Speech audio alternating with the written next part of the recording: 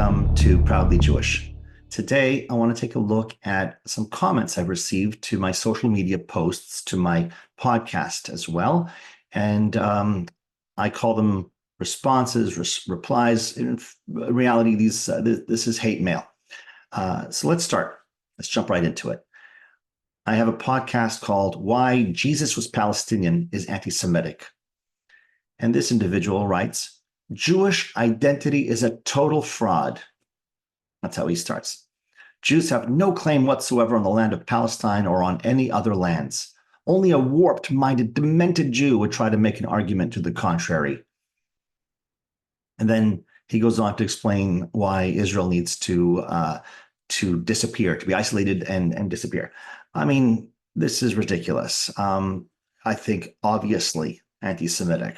Let's jump forward. Another response, another comment to my podcast called Friends, Betrayal and Abandonment. And this individual writes, there is no rise at all of anti-Semitism, right? We would say there's an exponential rise everywhere. London, Paris, New York, LA, Toronto, Montreal, and on, right? In Australia, a couple of months ago, they were shouting, gas the Jews. The Jews, not Zion. They didn't even bother with the term Zionist. No, let's cut right to the chase here. So, but to this individual, there is no rise at all of anti-Semitism, unless, of course, you include in the definition of anti-Semitism the valid criticism of Jews, perhaps, for supporting and or involving themselves in Israel/Zionism's obvious crimes against humanity, decided by this individual, right?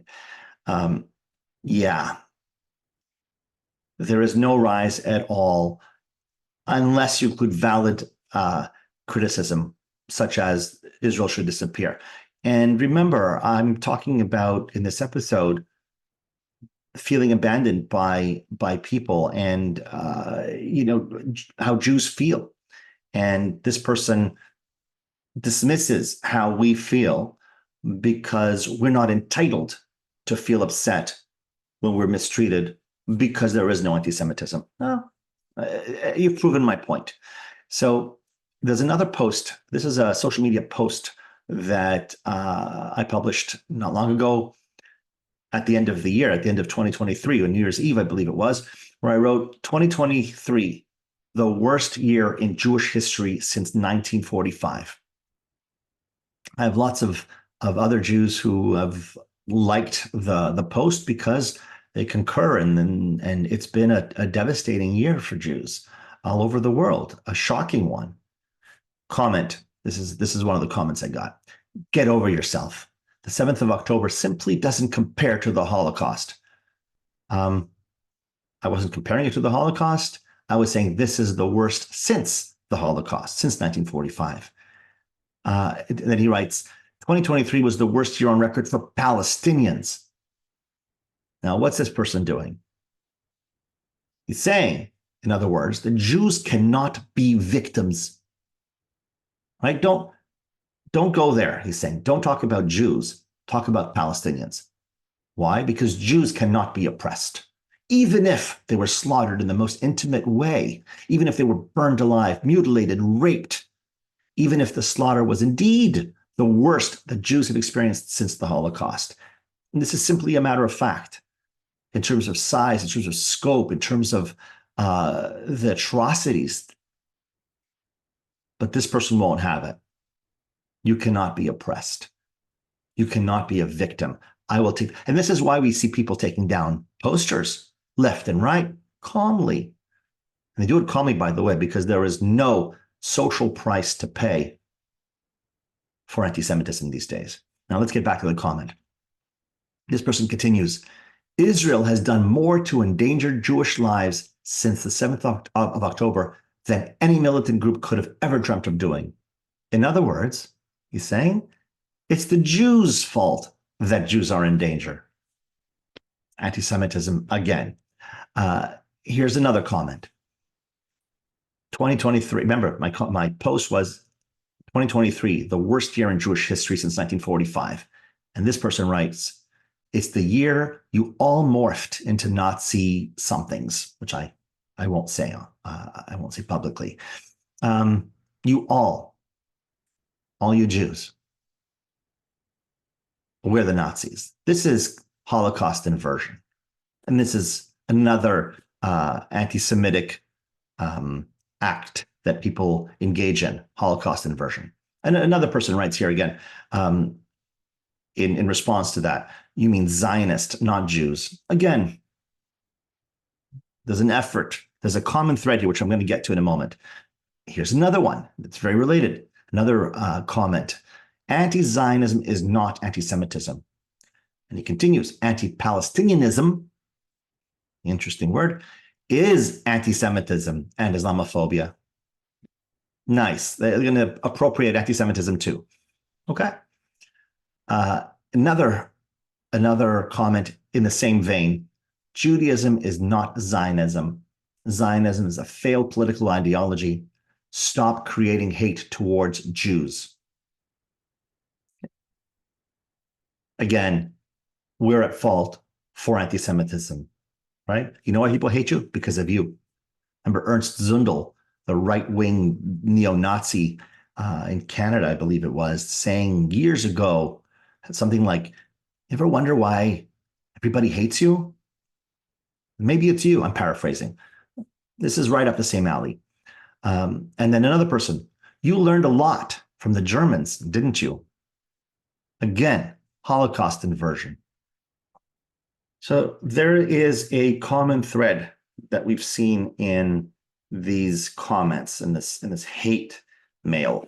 And I want to make two final points about that, about these comments. Namely, that there's a concerted effort to redefine Judaism so that we are seen as a religion and not a people.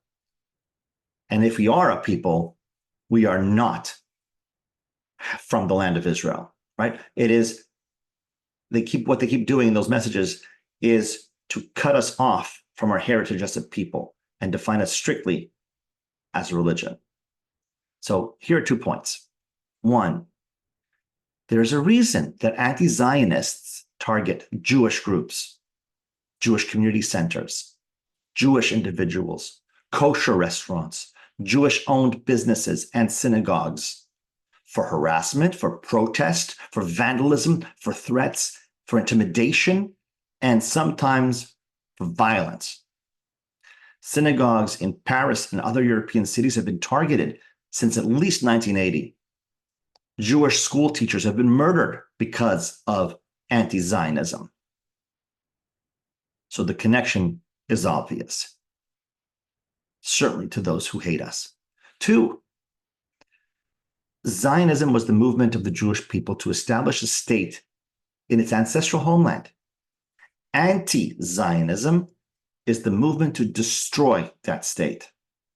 Denying the right to self-determination to the Jewish people is anti-Semitic, and destroying the existing state would not be possible without the massive ethnic cleansing and genocide.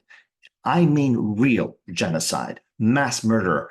And we saw what that looks like on October 7th, of over 7 million Jews. And that's half the world's Jewish population.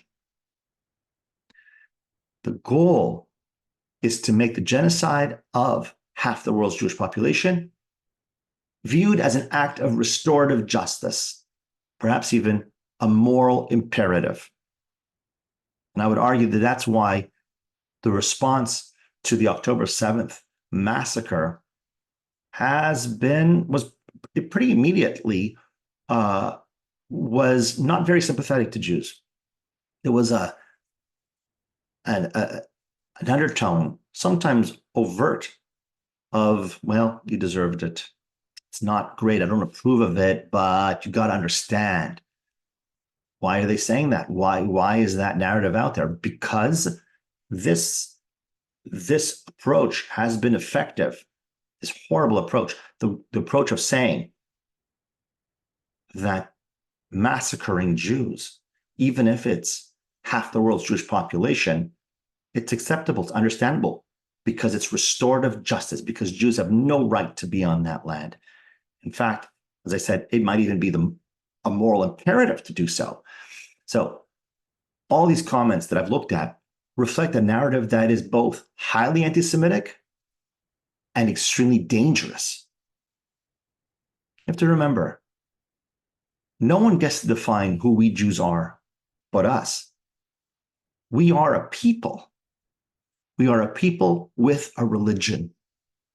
We are a people with a religion, and both are rooted spiritually and historically in our ancestral homeland, the land of Israel.